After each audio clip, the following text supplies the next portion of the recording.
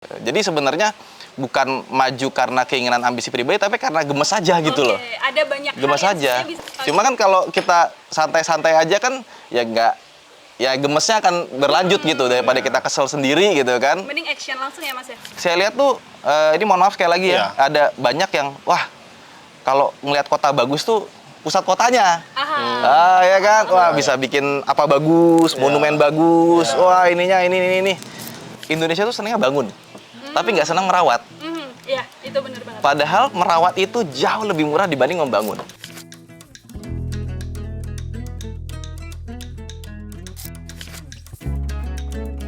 Halo Tribuners, hari ini Nila lagi ada di Klaten, Jawa Tengah. Tribuners, kalau ngomongin soal Klaten, setelah Pilpres kemarin selesai, Pilkada di Klaten saat ini juga sedang jadi bahasan yang sangat hangat. Kenapa? Karena sejumlah nama-nama sekarang sudah masuk yang berpotensi untuk bisa menjadi calon bupati dan calon wakil bupati Klaten periode mendatang. Lalu, kira-kira nih Tribuners, sosok ideal seperti apa yang bisa memimpin Klaten dengan segala potensi dan juga sejumlah permasalahan yang masih harus dibenahi? Hari ini Nila sudah janjian dengan Ketua DPRD Klaten, Mas Hamenang Wadjarismoyo, dan kita akan tahu lebih detail bagaimana potensi dan permasalahan yang ada di Klaten, termasuk kita mau cari tahu bagaimana kacamata Mas Hamenang melihat Pilkada Klaten mendatang. Kita langsung aja yuk ke kantor DPRD Klaten.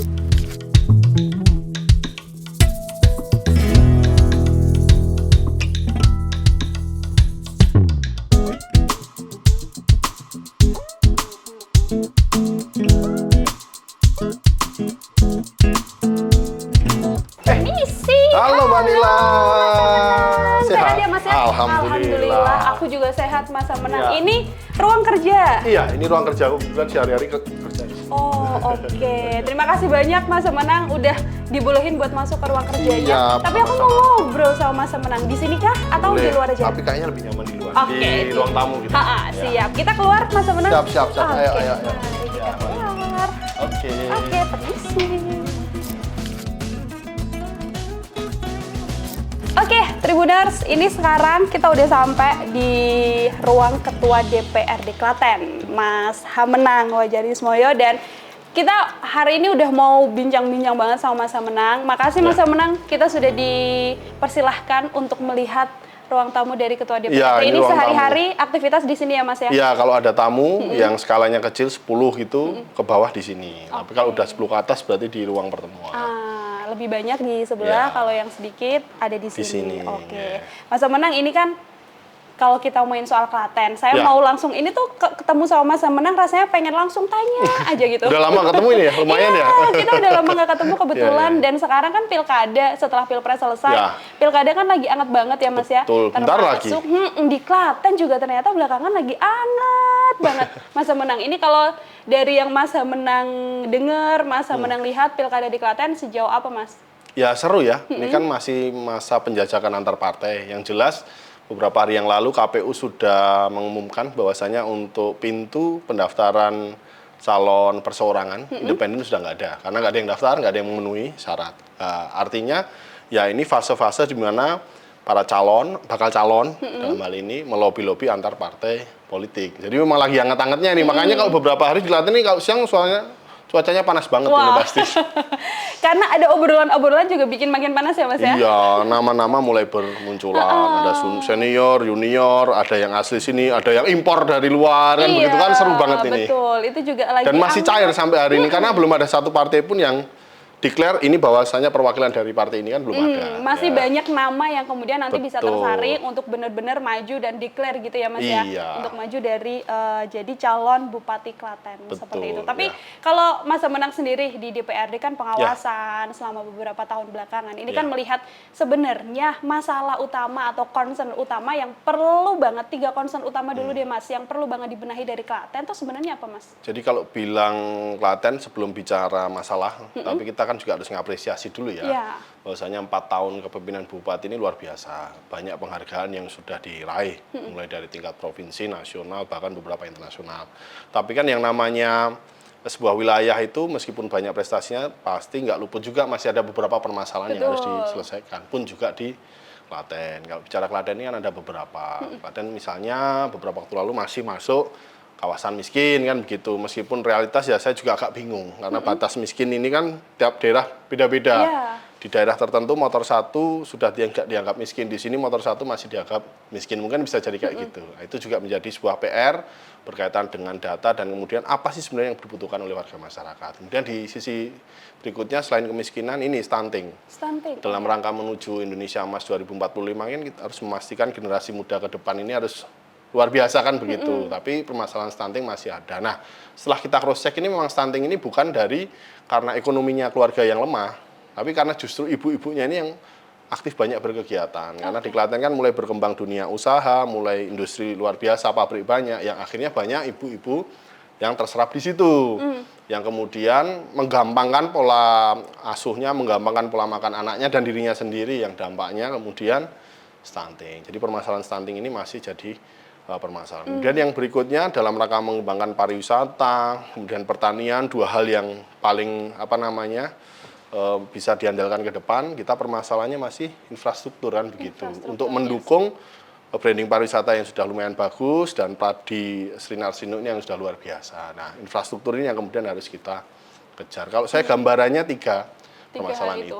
Oke, kemiskinan tadi, kemudian stunting dan infrastruktur. Oke, itu yang 4 tahun belakangan sudah dibenahi oleh Bupati yang saat ini menjabat, namun kemudian ya pasti harus dikembangkan lagi ya Mas ya. Harus dikejar lebih cepat. Betul. Di sisi lain juga ada permasalahan yang mulai akan terasa ke depan. Jogja sudah merasakan duluan, yaitu persampahan. Oh ya. Sebagai kota yang berkembang, ya manajemen pengelolaan persampahan kita ke depan harus juga lebih baik lagi karena itu pasti nanti akan jadi masalah kalau kita tidak aware dari dini. Oke, itu problems yang kemudian menjadi PR besar lah calon pemimpin atau calon orang yang nantinya akan mengimami Klaten begitu masa menang. Tapi kalau kita melihat Klaten kan dengan segudang potensi yang ada, kita juga sempat singgung pariwisata dan sebagainya. Ini kira-kira hal yang paling potensial yang kemudian bisa dikembangkan begitu masa menang untuk nanti jadi salah satu concern utama juga dari pemimpin mendatang itu apa Mas? Ya kalau aku bilang boleh ya ekonomi kreatif. Ekonomi kreatif. Ya itu bisa masuk di pariwisata juga bisa. Pariwisata itu kan luas ya, ada wisata alam, wisata buatan, bahkan hobi anak muda pun bisa jadi kemudian di branding menjadi sebuah wisata. Misalnya kita bilang otomotif, karena di sini banyak anak muda, culture-nya kemudian juga mereka ini kan hobi balap. Dari zaman sebelum saya itu balap liar di SGM itu sangat terkenal. Karena memang waktu itu kan belum ada yang mewadai. Nah ini kan juga bagaimana kemudian ke depan pemerintah juga bisa mengambil ini. Anak muda hobinya balapan yang kemudian menjadi permasalahan. Bagaimana kita bisa switch ini menjadi sebuah hal yang positif.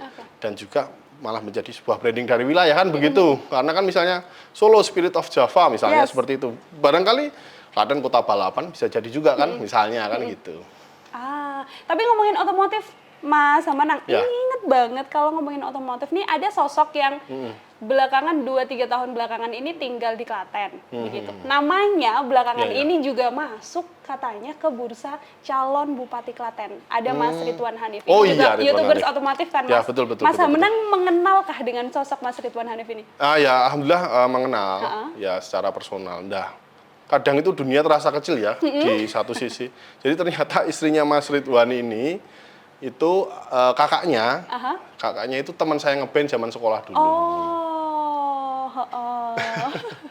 Gitu. Terus ternyata ya kenal sama Mas Ridwan, sempat beberapa kali ngobrol, main bareng gitu-gitu. Oke, jadi ini juga nama yang kemudian digadang-gadang begitu ya masa menang ya. Jadi salah satu sosok yang berkemungkinan begitu karena masih belum deklar akan bisa menjadi calon Bupati Klaten seperti itu. Ini bisa bupati bisa wakil kan gitu kan. Betul, ini masih belum tahu ya Mas ya. Belum tahu. Aku kepengen banget deh masa menang, bisa nggak sih Mas kalau kita diajak ke rumahnya Mas Ridwan Hanif? Bisa. Kebetulan kayaknya hari ini masih di Klaten ini, belum ke Jakarta ini kayaknya. Iya, kalau misalnya bisa, habis ini boleh nggak Mas kalau kita jalan ke rumah Mas Ridwan? Boleh banget ya. Yes. Kita habis ini Tribuners langsung jalan aja ke rumah Mas Ridwan Hanif yang katanya begitu ya Mas Menang ya akan jadi calon Bupati Klaten atau calon Wakil Bupati Klaten. Kita langsung jalan sekarang Mas? Boleh. Oke, langsung aja.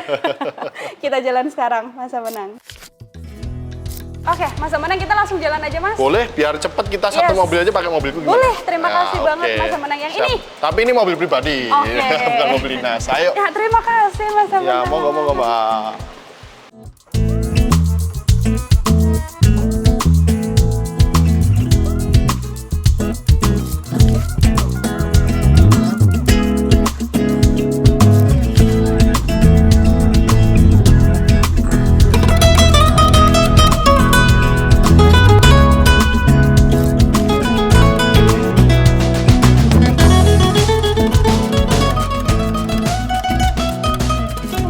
Tribuners, ini udah di halaman rumah dari Mas Ridwan Hanif bareng sama Mas Menang. Mas Ridwan, apa kabar? Halo, baik. Kemana nih, ada kameranya 3?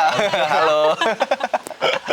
Oke, jadi tadi aku tuh sempat ngobrol sama Mas Menang. Terus aku minta diajakin ke sini sama Mas Menang karena kita sempat nyinggung nama Mas Ridwan gitulah pokoknya. Ya.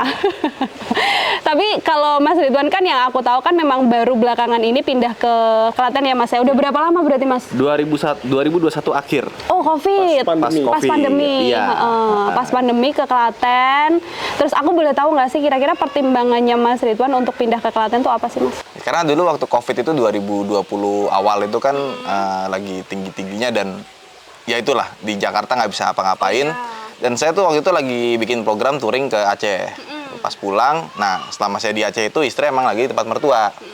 Nah terus karena kita ke tempat mertua, saya pulang dari Aceh itu langsung ke sini, nggak ke Jakarta dulu. Jakarta cuma ngedrop anak kantor gitu kan. Nah terus yaudah kita di sini aja berkehidupan. Nah ternyata sesuatu yang kita khawatirkan kayak misalkan kantor gimana, kerjaan gimana, ternyata solve kok dan baik-baik aja. Ya udah kenapa kita harus pindah ke Jakarta lagi gitu. Udah tinggal di sini aja dan kebetulan waktu itu kita juga masih ngontrak di Jakarta. Jadi sampai sekarang pun saya kalau ke Jakarta itu nginepnya di kantor. Iya, nggak ada tempat tinggal di sana. Ada tempat orang tua cuma ya mendingan kantor enak ya, dari kantor mau apa namanya ke kantor tinggal naik ke atas gitu udah. Nggak usah pakai motor atau pakai mobil lagi, ya simple lah gitu, lebih enak. Jadi ya udah memutuskan di sini dan kebetulan dapat sekolah yang bagus juga buat anak-anak ya, sesuai dengan rekomendasi Ustadz. Tadi kita mau masukin anak itu di apa namanya Ustadz Budi Azari sekolahnya, terus katanya oh di Klaten juga ada Ustadz Almarhum Muin. Ya udah akhirnya masukin sini, cocok udah. Dan alhamdulillah setelah pindah ke sini juga pekerjaan nggak terganggu ternyata.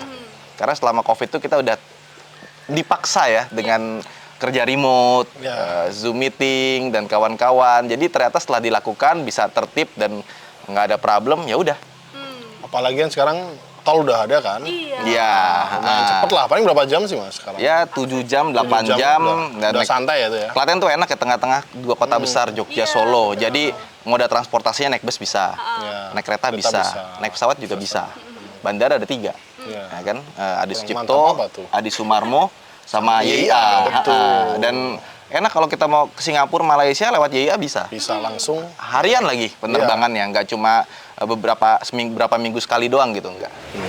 Jadi akhirnya merasa begitu menyenangkan bisa stay di Klaten dan udah explore Klaten kemana aja kalau Mas Ridwan? Hampir semua tempat sih, karena hobi saya motoran.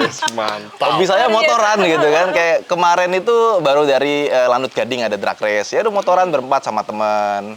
Terus nanti awal bulan juga mau motoran lagi. Jadi ya emang senang menikmati. Kalau di Jakarta motoran udah tahu kemana ya. Ngeliatnya gedung lagi, rumah lagi. Sini polusinya tuh luar biasa. Pemandangannya tuh asik gitu. Utara kita ke Merapi Merbabu ya kan. Selatan kita ada pantai, Gunung Kidul. Terus ke barat ada Jogja, ada Kali Gesing, ada Magelang. Timur ada Tawangmangu, Solo. Mau jauhan lagi bisa ke Pacitan makan seafood kita. Jadi cuma 2 jam 3 jam tuh udah dapat apa aja kalau di sini. Ini berarti kan bisa dibilang ya Mas Menang, Klaten ini salah satu kota yang cukup strategis juga lah untuk diakses kemana-mana aja ya. Dan sesuai cita-cita. Saya pengen hidup santai dulu. Oh memang kayak gitu cita-citanya? Iya, cita-citanya. Makanya aduh kok jadi bupati nih. Nah ini. Jadi bupati-bupatian ini. Aku tuh pengen tanyanya di akhir gitu kan. Tapi boleh nggak sih kalau aku tanya sekarang aja? Bener nggak sih itu yang soal bupati-bupati Mas? Masih saya pelajarin ya. Karena salah satu motivasinya tuh karena gemes aja gitu. Jadi kalau saya itu ibaratnya nih kalau kita nih kita udah pensiunan gitu ya. Udah menikmati hidup, tiba-tiba anak kita bikin ulah gitu kan. Kayak ya mau nggak mau kita mesti beresin gitu. Bisa sih kita biarin aja gitu. Cuma ya itu ngeliat Klaten ini kayaknya potensinya gede deh. Ini kayaknya masih bisa dibenerin deh, masih gemes gitu loh. Ya jadi agak-agak sedikit agak ini juga sih kayak aduh ini harus bisa gini, harus gini gitu ya. Iya kayak gatel gitu loh, kayak gemes gitu. Jadi yang tadinya udah menurut saya hidup udah alhamdulillah nyaman sekali ya. Saya senang bisa pagi nganterin anak sekolah ya kan. Tadi aja sebelum kesini beneran baru datang gitu, baru habis jemput anak sekolah kan. Ya terus mau ada rencana motoran gitu kan. Ya kalau mungkin maju ke sana ya kesempatan itu akan hilang. Tapi kesempatan untuk memperbaiki itu ada gitu. Makanya ya kalau selalu ada yang harus dikorbankan kan. Selalu dikorbankan. Jadi sebetulnya saya belum mengatakan iya, tapi belum menolak juga, tapi masih berhitung. Masih berhitung peluangnya seperti apa, perbaikan apa yang bisa saya bawa. Jadi yang dipikir itu dari kemarin bukan bagaimana cara menangnya, bagaimana how to deal with parties gitu-gitu, enggak. Jadi pikiran ini baik buruknya masih timbang-timbang gitu loh. Jadi mau masih kemarin formulir juga, formulir tuh kayak gini gitu. Jadi belajar gitu, jangan sampai kita salah langkah. Jadi sebenarnya bukan maju karena keinginan ambisi pribadi, tapi karena gemes saja gitu loh. Ada banyak gemes saja. Bisa jadi ada percepatan di Klaten nih. Jadi sebenarnya gitu.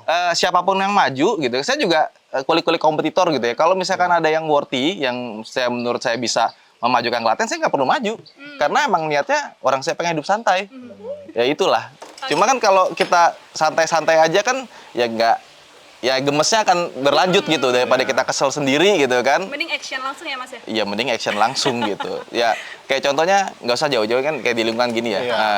Di sini kayak misalkan sampah masih banyak dibakar, masih jadi masalah gitu kan. Saya nggak mungkin dong marah-marah sama tetangga apa segala macam. Oke, saya teliti dulu. Sampai akhirnya ketemu di desa sebelah ada namanya Yoso Farm. Dia bisa mengolah sampah organik buat jadi magot, buat jadi makan ayam segala macem. Ya udah kita lagi bikin di belakang rumah, persis gitu, lagi proses gitu kan. Jadi ya udah kita kerjakan gitu loh. Dan ini kalau misalkan satu desa di Klaten bisa melakukan hal itu semua gitu ya, itu sampah tuh nggak perlu tempat pembuangan akhir gitu loh. Ya kerjain aja sendiri buat organik. Yang buat non organiknya gimana? Ada juga gitu. Saya udah bilang, kita tuh bisa gini-gini karena saya orangnya senang riset. Saya sama istri saya tuh senang yang ada kayak ilmu pengetahuan segala macam ya. Jadi selalu ngebahasin kayak gitu lah tentang eco living gitu-gitu. Apalagi istri saya nih dulu geologi UGM. Iya. Jadi kita tuh kayak misalkan bangun rumah gitu. Gimana caranya biar kayak sekarang itu ini bukan nakut-nakutin ya, maksudnya di bawah Pulau Jawa itu ada sesar, dan itu sesar udah lama nggak ini kan, terakhir tuh yang Jogja ada gempa itu kan. Kalau ada gempa gimana mitigasinya? Oke, kita bikin rumah strukturnya harus kuat. Kayak ini kan, ini strukturnya gede nih. Terlalu gede sih sebenarnya untuk cuma halaman segede gini ya. Cuma ya kita pengennya kalau terjadi gempa biar benar bersih. Kenapa bentuk pintunya seperti itu? Kenapa bukaannya keluar? Kalau itu bisa langsung didobrak gitu kan. Kayak gitulah. Jadi sampai sejauh itu ya, semuanya gitu ya? ada exit plan-nya karena emang kita suka ngulik gitu. Jadi sebelum kita melakukan sesuatu hal, kita kumpulin dulu datanya, kita lihat analisisnya. Ini sanggup nggak kita? Berapa biayanya? Mungkin nggak, sampai makanya saya dulu ngontrak itu lama waktu karena kalau kita mau bangun rumah, mau punya rumah itu bener-bener dipikir bener-bener, karena kita bukan ngelihat seberapa bagus rumahnya, tapi itu bisa meningkatkan kualitas kehidupan kita apa enggak. Nggak ngasal aja ya kan? Ya ini rumah ini cuma Dipikirin 97 bener-bener meter, kecil. Wah, luar biasa banget. Kecil tapi kita tahu kita mau ngapain aja di situ, kegiatan kita apa. Dan sesuai kebutuhan kan memang. Sesuai kebutuhan, makanya nggak ada ruang tamu kita. Ya di sini kan. Ya udah di sini, pengennya ini kan di bawah pohon ya kan. Aman. Ini padahal siang loh. Iya, adem kan? Tapi adem. Adem kan? Iya. Ya itu karena emang udah dipikirin bener-bener gitu loh. Oke, wih seru banget. Mas Menang, gimana Mas ngelihat gimana berpikirnya seorang Ridwan? Jadi kan tadi yang menarik yang pertama, Mas Ridwan ini kenapa kemudian memutuskan tinggal di Klaten karena ada sesuatu di Klaten yang tidak ada di Jakarta. Ya ada istri gitu. saya. Artinya kan sebenarnya di Klaten ini di sisi lain, kalau orang lihat kota kecil ya, tapi akses sebenarnya di tengah-tengah, kemana-mana kita bisa. Nah, di sisi lain juga Ya mungkin karena kita masih kota kecil, ada beberapa hal yang kita perlu percepatan. Nah, yang dibilang Mas Ridwan tadi, gemes kan gitu. Dan sebagai kota kecil yang sedang berkembang, tentu masalah ke depan sampah. Nah, tadi dia juga sudah apa namanya ngobrol kan, oh sampah salah satu ada solusi. Memang di Klaten ini juga kita sedang ngembangin TPS 3R. Nah, ini cocok sama Mas Ridwan, konsepnya ini sama kan gitu. Nah, tinggal bagaimana kalau ada seseorang yang bisa kemudian muncul sebagai sosok yang kemudian masyarakat lebih bisa aware, ya pasti akan cepat. Karena kan selama ini TPS 3R ini nggak berkembang dengan cepat di Klaten. Karena masyarakat lebih nyaman, ya udah bakar aja, ya udah buang aja gitu kan, lebih simpel. Padahal itu kan cuman memindahkan masalah kan gitu, bukan menyelesaikan masalah. Gitu. Nah, ini tadi kan menyelesaikan masalah gitu. Oke, sudah ada penyelesaian masalah, udah bisa masuk visi misi loh Mas itu. Enggak. Visi misi belum ada. Enggak, karena emang belum sejauh itu ya. Karena emang pengennya ngumpulin data dulu. Jadi data permasalahan di Klaten kayak ya, apa? 3-4 tahun terakhir tuh saya belajar tentang data driven company gitu. Jadi sebuah perusahaan itu mengambil keputusan, mengambil prioritas itu berdasarkan data. Gitu. Jadi setiap tindakannya itu ada alasannya kenapa. Nggak bisa bilang, "Oh, ini insting kita aja nih." gitu. Karena nanti pertanggungjawabannya apa. Nah, ternyata setelah saya pelajarin, itu yang saya lakukan dari zaman saya sekolah dulu. Kenapa akhirnya saya ngambil jurusan ini? Karena saya kumpulin data, saya analisis, saya ini, dan waktu kuliah pun mungkin karena emang udah jadi kebiasaan main dengan data, saya diminta sama senior saya waktu itu lagi penelitian tentang rumah sakit UI, persepsi masyarakat dan kawan-kawannya sebelum dibangun. Ketika teman-teman yang lain dapat tugas itu buat survei, saya malah dapat tugas analisis data. Iya, jadi begadang 2 malaman gitu ngurusin data. Jadi jujur aja, saya bukan menjelekan atau apa. Tapi saya ngeliat tuh di Indonesia nih data itu permasalahan yang serius. Betul. Kenapa? Karena satu sisi data itu jadi pride, jadi kebanggaan dan sekaligus jadi sesuatu yang bisa memalukan. Misalkan gini, kepala daerah bilang, "Oh, kemiskinan kita sekian," gitu. Datanya real nggak? Ya kan? Siapa tahu bisa di etalase gitu kan. Satu itu, kedua sudut pandangnya dari mana nih? Betul. Kan kemiskinan nih hal yang banyak. Betul. Kayak Klaten Mas, hari ini kan masuk miskin ekstrim. Padahal realitas, kalau bicara angka harapan hidup segala macam lebih bagus. Misalnya, mohon maaf, dibanding Wonogiri. Kan hal-hal kayak gitu yang juga, dan lucunya lagi di Indonesia itu setiap kementerian punya data masing-masing. Yang saling tumpang tindih yang nggak jelas. Kadang kan kayak gitu. Ke depan harus satu data kalau menurutku. Jadi kalau menurutku bukan satu data sih. Jadi data itu harus ada pembandingnya. Jadi data yang udah ada itu kita jadi acuan. Tapi ada satu lagi data yang kita ambil, kayak kita pakai lembaga konsultan. Kebetulan dulu saya di otomotif juga beberapa kali provide buat konsultan ya. Maksudnya survei, kita sediain mobil, akhirnya keluar tuh produk tuh. Nah, sebenarnya bisa juga kita lakukan di suatu daerah. Bisa. Dan bisa. itu yang ya diam-diam juga saya lakukan di desa ini. Saya tahu ada apa. Enggak, itu dari dulu, dari pertama kali tinggal sini udah. Langsung pemetaan dong, langsung saat. Biar kita tahu dong, ya kan. Scanning dulu kan, set. Iya, karena ternyata teman saya di Boyolali itu ada yang bikin pemipaan, pipanisasi. Pipanisasi. Buat air gitu kan. Saya pikir ke NTT ya, kemana ya kan, kalau kita lihat TV itu kan biasanya ke daerah-daerah timur nih. Enggak, kemana? Masih Jawa Tengah, sini. Oh, ada yang kekeringan ya? Ada, Mas. Saya baru saya cari di Google. Klaten kekeringan. Ada juga. Walaupun kita itu 1001 umbul, tapi ada beberapa wilayah kekeringan, Mas. Artinya kalau kita bisa collect data dari semuanya, kita tahu mana yang bisa menjadi, mana yang harus kita tuntaskan secara cepat. Jadi skala kebijakan, skala prioritas itu emang bener-bener ya harus ini dulu. Hak-hak hidup orang tuh menurut UUD 1945 itu harus kita benahin dulu gitu. Dasarnya dulu ya, Mas. Dasarnya dulu. Jadi saya lihat tuh ini mohon maaf sekali lagi ya, ada banyak yang kalau ngelihat kota bagus tuh pusat kotanya. Ya kan? Bisa bikin apa bagus, monumen bagus. Ininya ini. Tapi di satu sisi yang paling penting itu sebenarnya bukan itu. Tapi dasarnya kepenuhin dulu nggak? Gitu kan? Itu yang paling penting. Ketika itunya sudah ini, barulah kita ngomongin yang lain. Dan yang kedua, banyak sesuatu itu Indonesia tuh senangnya bangun, tapi nggak senang merawat. Iya, itu benar banget. Padahal merawat itu jauh lebih murah dibanding membangun. Kayak ini contoh rumah ini dari 2021 sekarang sebelum Lebaran kemarin baru kita cat ulang, baru kita beresin dikit-dikit. Dan itu ya kelihatan mungkin mahal, tapi dibandingin bangun itu jauh banget murahnya. Ya kan 1/5-nya 5% aja nggak nyampe gitu perbaikan kayak sekedar ngecat, tanaman apa gitu-gitu, keramiknya ada yang pecah diganti. Itu nggak mahal loh.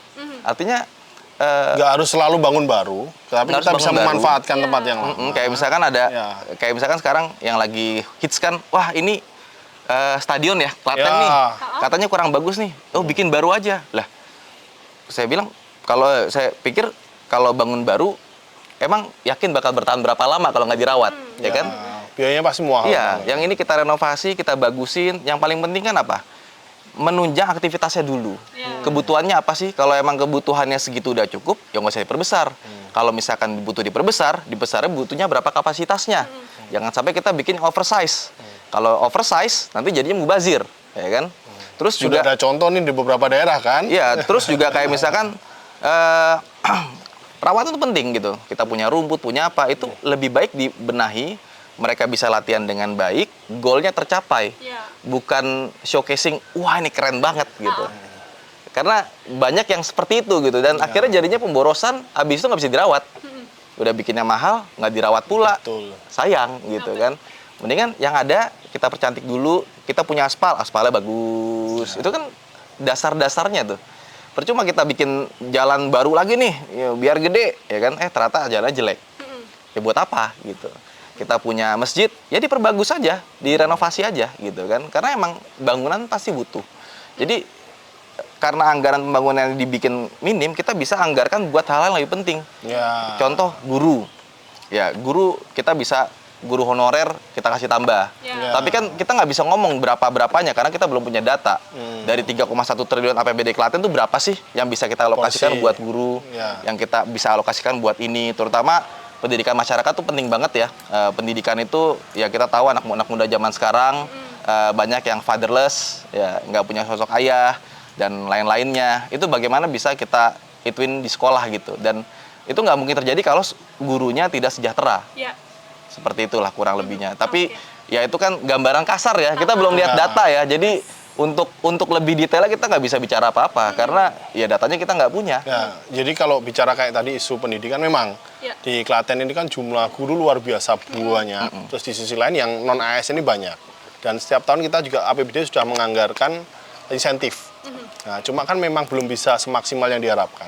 Nah, PR kita ke depan ini penguatan finansial dulu biar bisa kita berbagi untuk kemudian postur-postur anggaran ini. Lah memang ke depan ini PR kita PAD, Mas. Pendapatan asli daerah ini yang kemudian bisa dimaksimalkan. Karena hari ini dengan struktur APBD sekian triliun itu PAD kita itu cuma masih di angka 300-an miliar, Mas. Itu sangat kecil. Artinya kita harus bisa nge-push dunia pariwisata kita benar-benar sampai dapat income yang banyak. Kalau aku lihat di beberapa wilayah itu dari pariwisata minimal 1 T dapat lah. Nah, dengan akses hari ini ada tol, ada kereta, segala macam, ke depan itu harusnya bisa. Nah, tinggal nanti tol selesai, kita infrastruktur ini dikejar. Nah, tinggal branding pariwisata naik lagi, apalagi ada Mas Ridwan.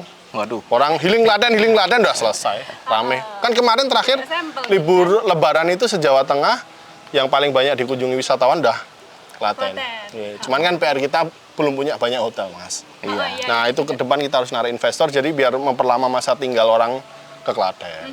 Nah, jadi kan Mas Ridwan ini udah dari 2021 kan di Klaten. Tentu ya sedikit banyak kan udah lihat kondisi Klaten seperti apa. Lah, kalau dari sudut pandang Mas Ridwan ini, Klaten itu sebenarnya potensinya seperti apa? Dan di sisi lain, permasalahan itu apa sih kalau dari sudut pandang Mas Ridwan? Dan sebenarnya ini gampang sih diselesaikan. Gampang. Atau bisa sih diselesaikan dengan cepat kayak gini. Kalau menurutku yang paling penting itu pertama masyarakatnya sejahtera dulu. Jadi hak-hak menurut UUD 45 itu benar-benar terasa gitu sebagai warga negara. Hak dasar harus terpenuhi dulu. Itu terpenuhi dulu. Itu yang paling penting. Jadi kalau sejahtera, saya rasa itu dulu kayak jadi warga negara itu ini perannya negara gitu ya. Fakir miskin segala macem. Saya nggak tahu ya udah punya data belum misalkan anak yatim di situ berapa orang sih? Oh, ada. Ya kan? Terus udah ada datanya diapain aja tuh tiap bulan.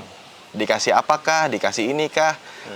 Itu yang saya tuh belum ada di dalam, masih ada di luar, itu belum punya data, belum punya apa, jadi belum tahu ini harus ngapain dulu gitu loh. Tapi kalau data-data yang kan gitu. Iya, tapi data-data yang bisa kita cek di website kan banyak gitu kan, anggaran berapa, ini berapa, dan kita nggak tahu itu ngatur-ngaturnya seperti apa karena kita nggak punya data real yang aku bisa akses gitu.